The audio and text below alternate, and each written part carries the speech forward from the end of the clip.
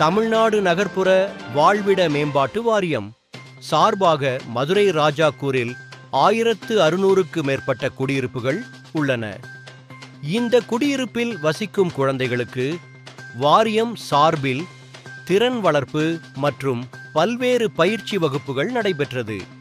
15 நாட்கள் தொடர்ந்து நடைபெற்ற இந்த பயிற்சி வகுப்பின் நிறைவு நாள் விழா தமிழ்நாடு நகர்ப்புற வாழ்விட மேம்பாட்டு வாரியத்தின் சமுதாய மேம்பாட்டு அலுவலர் பூமிகா தலைமையில் ராஜாக்கூர் சமுதாய கூடத்தில் நடைபெற்றது.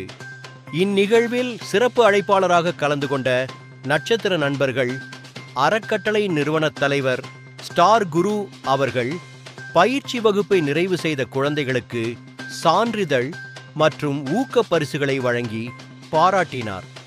இதில் மாவட்ட சட்டப்பணிகள் ஆணைக்குழுவின் வழக்கறிஞர் முத்துக்குமார் குழந்தைகளுக்கு உரிய அரசு சலுகைகள், உரிமைகள், கல்வி திட்டங்கள், சட்ட பாதுகாப்புகள் குறித்து விளக்கி பேசினார்.